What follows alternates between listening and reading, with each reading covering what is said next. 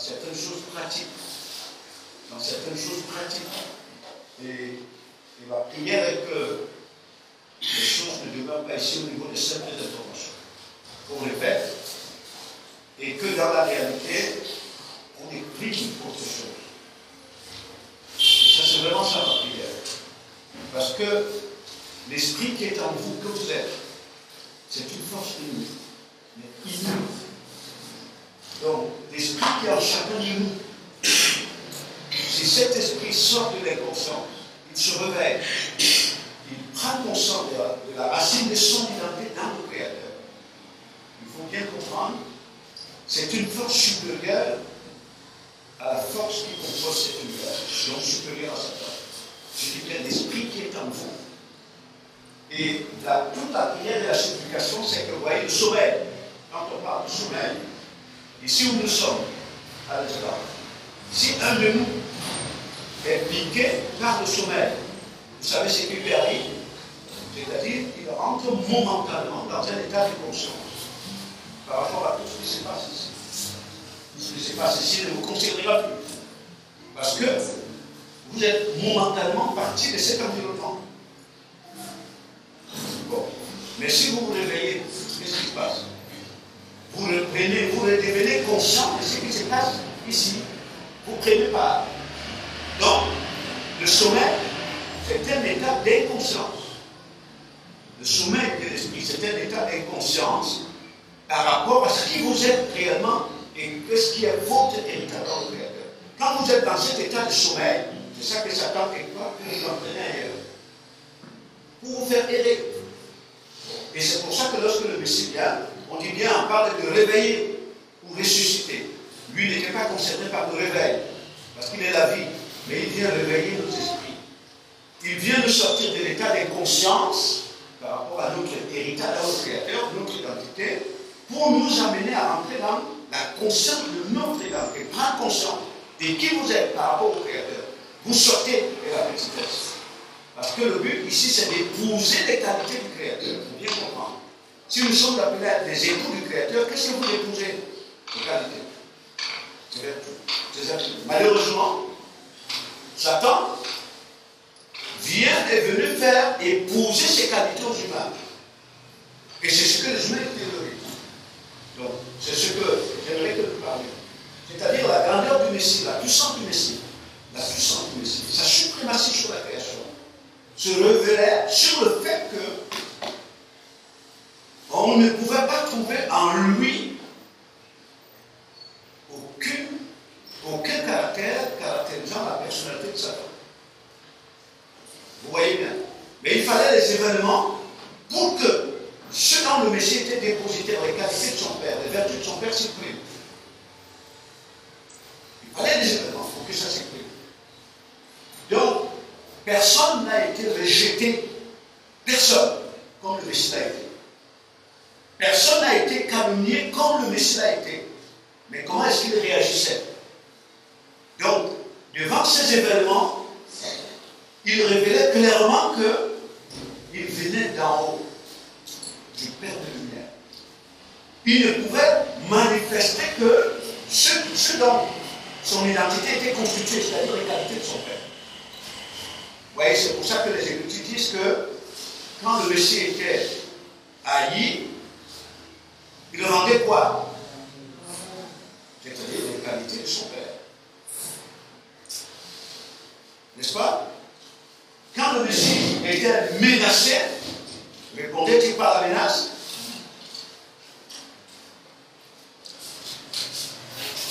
Et donc, ce sont ces événements qui ont révélé le Messie comme le Fils du Créateur. Non seulement ont participé à l'établir, à le hisser au sommet de la hiérarchie de la création, mais ces événements l'ont révélé. Vous voyez? J'espère que tout le monde le laissera tranquille ce matin. Vraiment, je l'espère comme ça. Parce que ce qui est en train de vous être dispensé, personnellement, j'y attache d'un prix inouï.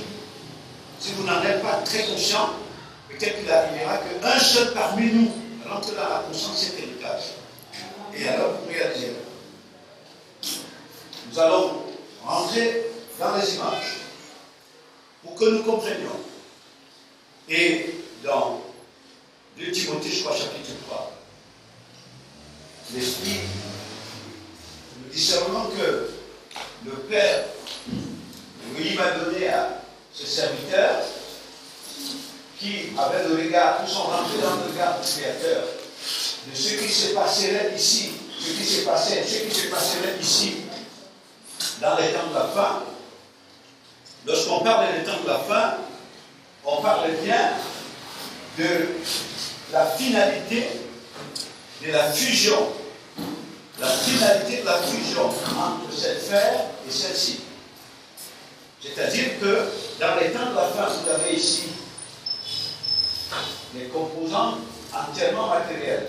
Nous avons dit là aussi, il y a des corps célestes matériels. Bon. Et donc, il y a un mariage de constitution qui se fait entre les principautés spirituelles qui sont ici et tous les composants matériels ici. En premier lieu, l'humain. Et au-delà des humains, même toutes les espèces animales. Et donc, il se passe que les puissances spirituelles qui sont ici font de l'ensemble des composants matériels leur moyen d'expression. Je sais pas, vous comprenez? C'est-à-dire qu'ils fusionnent avec la matière. Et c'est pour ça que vous pouvez voir que les qualités des démons s'expriment à travers tous les composants matériels. La haine n'est pas simplement l'apparence des humains. La méchanceté, tous les composants matériels qui sont ici. C'est pour ça que les animaux se mangent entre eux. La mer peut sortir de son lit pour vous détruire. Est-ce qu'elle le fait d'elle-même? Elle est montée par les forces qui sont ici. Je disais hier, vous pouvez prendre les herbes qui sont données pour servir d'aliment, quand vous voyez dans Genèse, parce que totalement sont le support de cette force de destruction. Il y a des herbes qui deviennent le poison, capables de vous expulser hors de votre corps. Et donc, l'apôtre le disait, dans les temps de la fin, il dit bien, tous les gens, tous les humains seront égoïstes, fanfarons, amis de l'argent, méchants, cruels, insensibles, quant à ce qui concerne ici, insensibles, quant à ce qui concerne le vrai besoin même des autres humains, non seulement leur vrai besoin par rapport à ici, mais le vrai besoin par rapport aux autres humains, obsédés de leur propre intérêt, qui ne s'explique que de celui-ci. Donc ça veut dire que tous ceux qui sont ici, en dehors du petit reste du Créateur, ils manifestent les qualités de qui? Les démons. Vous voyez, parce que ce qu'on énumère là, les gens seront égoïstes, fanfarons, amis de la possession des qualités de qui? Les démons. Donc, ils annoncent ça comme des temps difficiles. Donc, ici, ce sont des ondes, on peut appeler ondes négatives, des ondes méchantes, mais dont les humains sont porteurs. C'est-à-dire que si vous ne le comprenez pas, les ondes qui émanent d'ici, que les humains dégagent sur la terre, la haine, la méchanceté, médisance, cupidité, jalousie, ce sont des ondes. Des ondes là, ce sont des ondes que nous portons. Donc nous sommes porteurs. Mais que nous dégageons, mais viennent d'où? D'ici. Est-ce que vous comprenez? Donc, inutile de se tromper en disant que parce qu'on se retrouve ici pour dire Dieu, Elohim, Yeshua, mais on manifeste des qualités d'ici, ça veut dire qu'en réalité, nous sommes là de la race de celui-ci.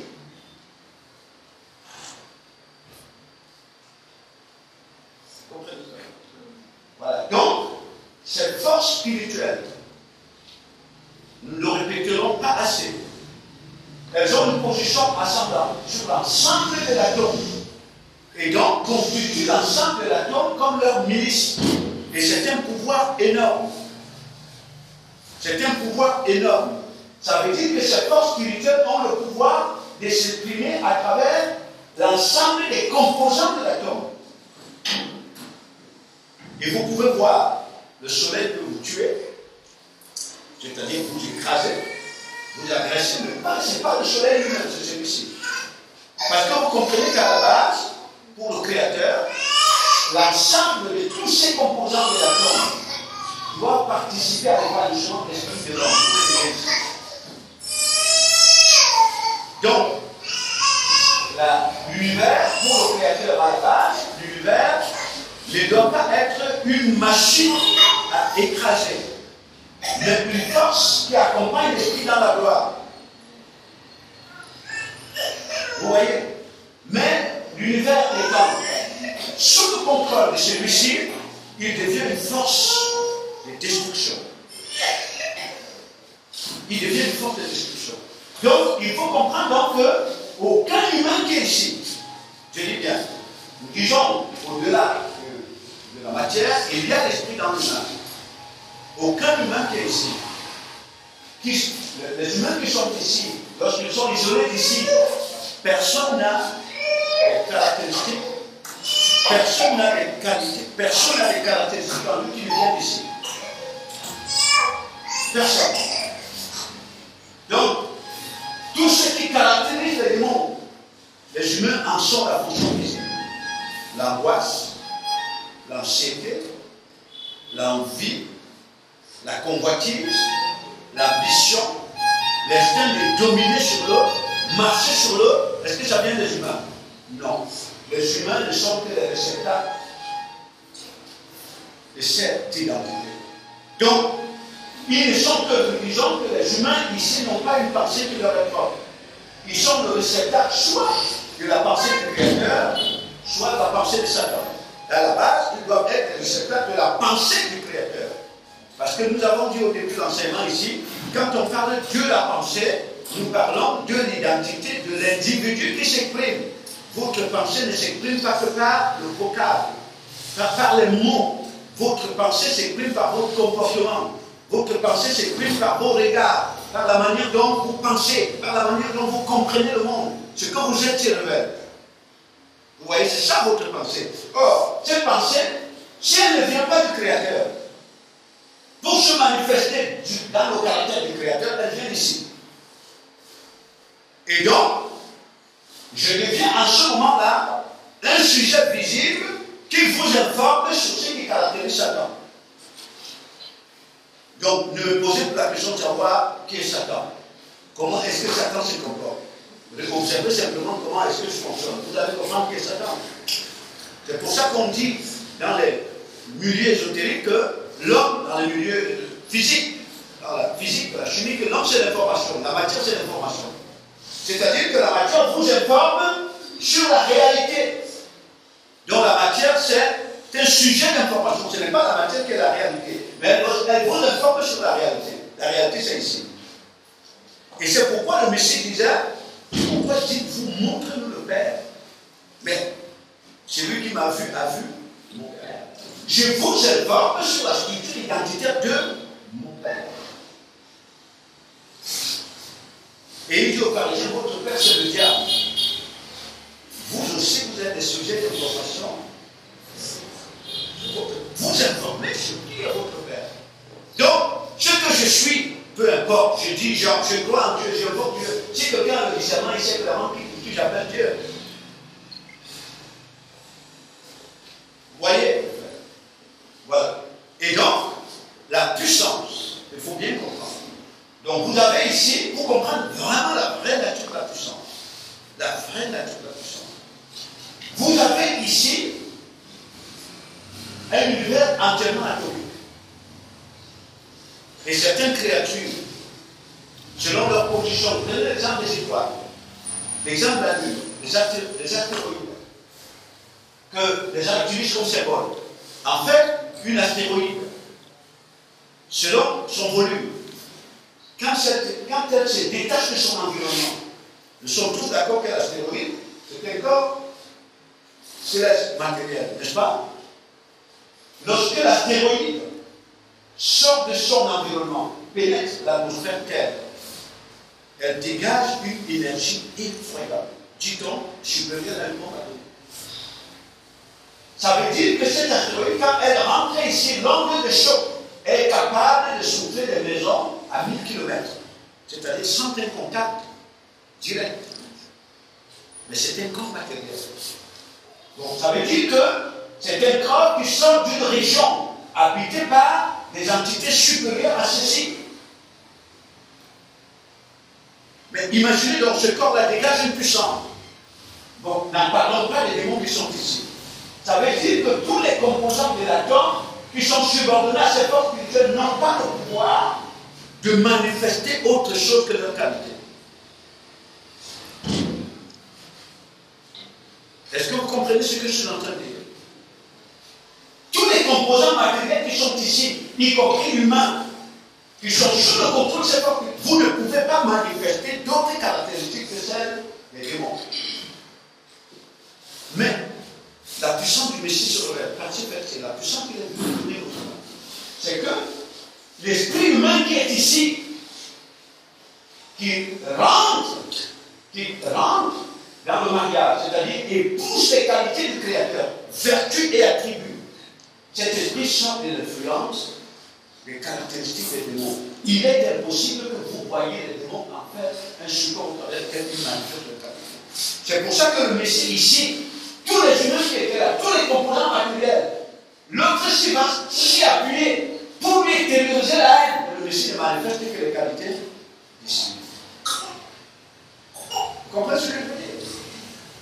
Et c'est ce qu'il révèle réellement. Donc, nous avons dit que ici, c'est la conscience impure qui souille. Tout ce sur quoi elle s'appuie, tout. Donc, le Messie n'a rien ici. Il dit, le plein du monde vient, mais il n'a rien en moi. Rien. Mais il ne le dit pas simplement de bouche, mais il le manifeste dans son œuvre. Injurier, jamais ils ne l'auront pas injurié. Donc, ça montre clairement qu'il est supérieur à cette force spirituelle. Vous voyez très bien. Imaginons que moi, je suis dominé par l'identité de Satan. Il y a Jean qui est ici, lui aussi dominé par la même identité de Satan. Lorsque Satan va par Jean, c'est Satan en moi qui répond à lui-même dans Jean. Je ne sais pas, vous comprenez? Donc en réalité, il y a une interaction. Voilà. Donc ce n'est pas Jean lui-même qui m'attaque. C'est Satan qui veut, lui, détériorer ses qualités de haine, son identité contre moi. Et comme je suis habité de la même identité que lui, donc nous sommes des instruments qu'il utilise pour qu'il se tout détruise. Mais lui, il n'est pas. Les démons ne sont pas divisés. Mais leur objectif, c'est de s'appuyer sur les humains pour les amener à se neutraliser. Mais sans qu'ils soient divisés, vous voyez très bien. Vous comprenez leur objectif? Donc, celui qui rentre dans les qualités du Créateur est censé comprendre le jeu qui se passe ici. La manipulation des démons. La capacité du Messie de pardonner ce qu'il doit haïr, c'est que lui ici, il sait clairement que ce ne sont pas les hommes qui agissent, c'est celui-ci. Il considère plutôt l'humain comme une victime, mais non comme le concepteur de la haine. Il veut plutôt libérer cet esprit pour le ramener ici. Vous comprenez? Oui. Mais si vous êtes animé par le même esprit, cet esprit vous attaque par Jean, c'est lui qui vous dit que, écoute, il te trompe que c'est Jean qui est en train de t'attaquer, pourtant c'est lui.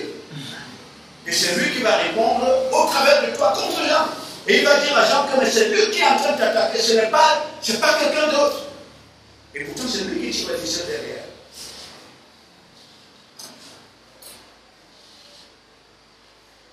Et c'est ainsi qu'un arbre, vous passez dans la forêt, quelque part dans la forêt, une branche d'arbre est capable de se détacher pour vous tuer. Mais est-ce que c'est la branche d'arbre elle-même?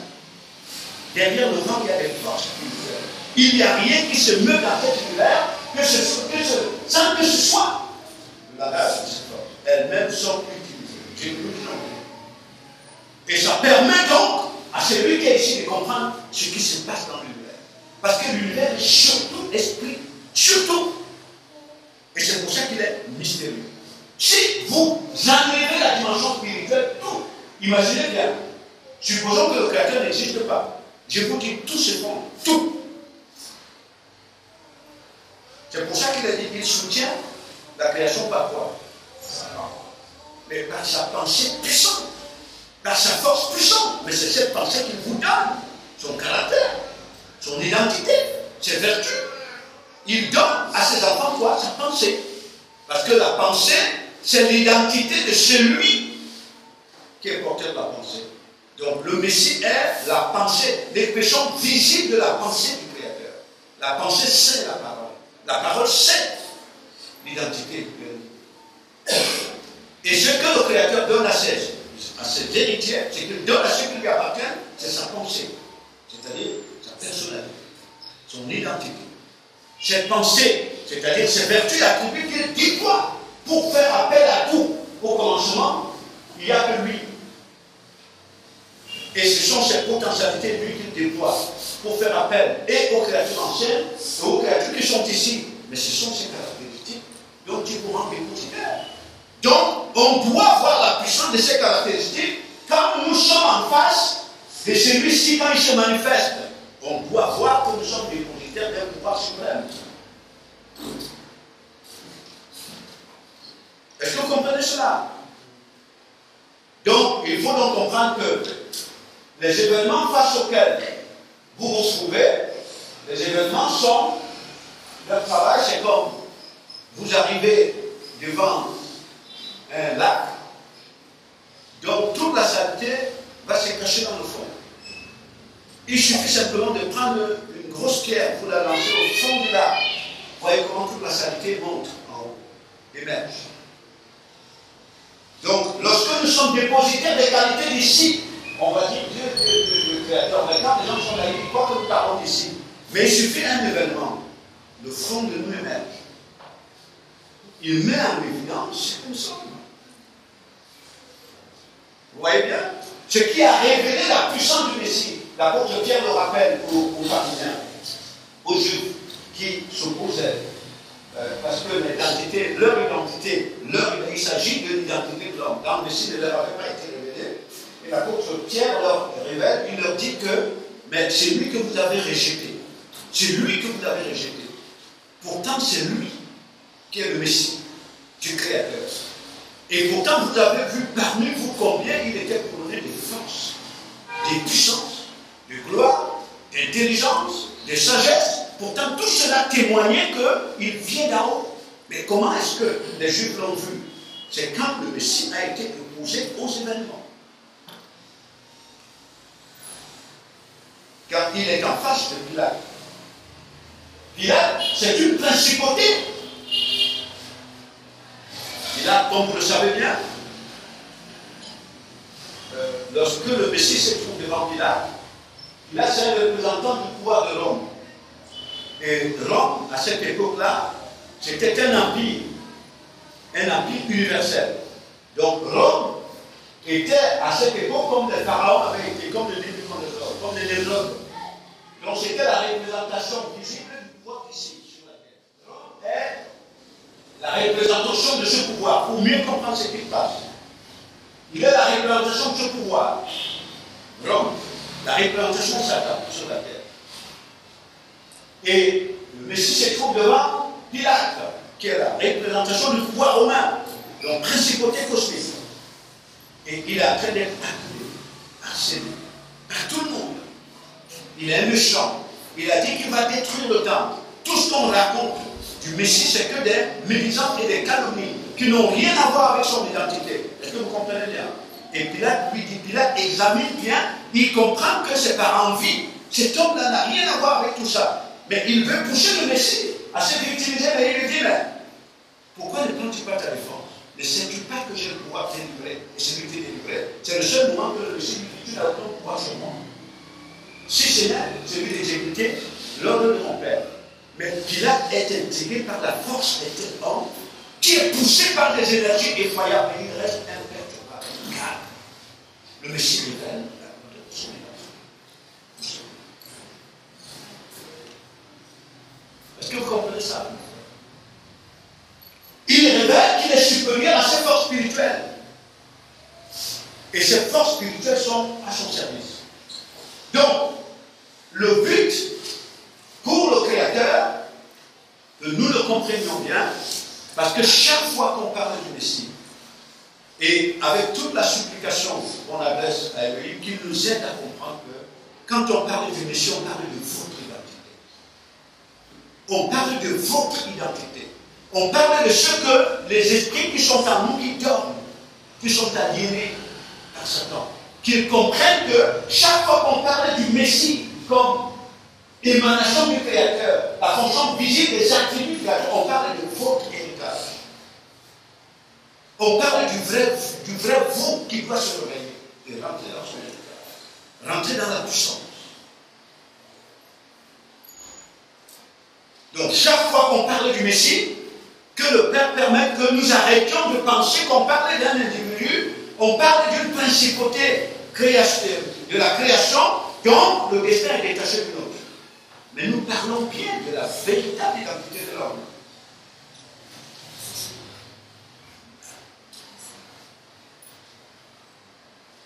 Donc, regardez comment se révèle l'immensité de l'humilité du Messie. Moi, je dis aux gens, c'est fascinant. Et dans l'humilité, ce qui se révèle, mais c'est le summum même de l'intelligence. L'orgueil, c'est quoi? Mais c'est l'esprit de l'ignorance, de la folie. Parce qu'on est ignorant, on ne se connaît pas. On a la prétention d'être, pourtant on n'est pas. Voyez bien ce qui se passe avec le Messie.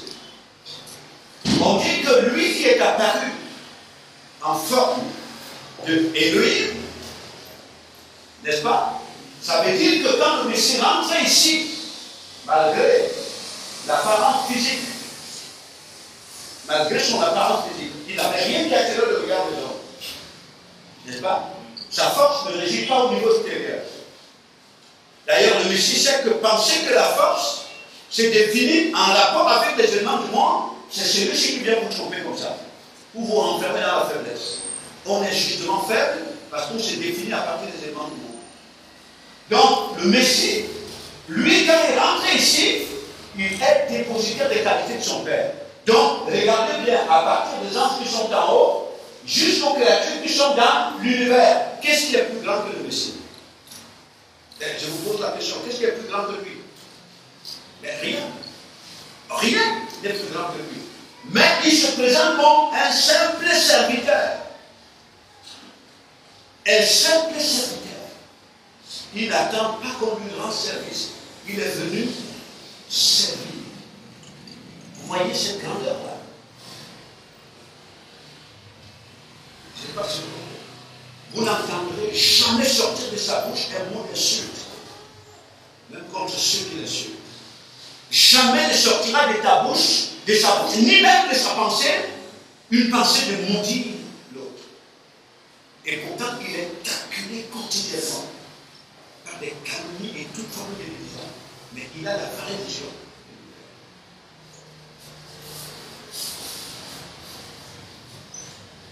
Et on dit bien, il s'est rendu comme un simple serviteur. Imaginez bien, rentrer dans sa structure identitaire. Lui, par qui le Père a tout appelé à l'existence. Mais il sera inférieur à toute la création. Mais il accepte d'être éprouvé par toute la création. Je ne sais pas si vous réalisez cela. C'est-à-dire la prétention. D'abord, la prétention, ce sont les caractéristiques de Satan. Tous ceux qui sont gouvernés par Satan sont habités de cette même folie de prétention. On croit être quelque chose en dehors d'ici. On croit même être supérieur au Créateur. Et même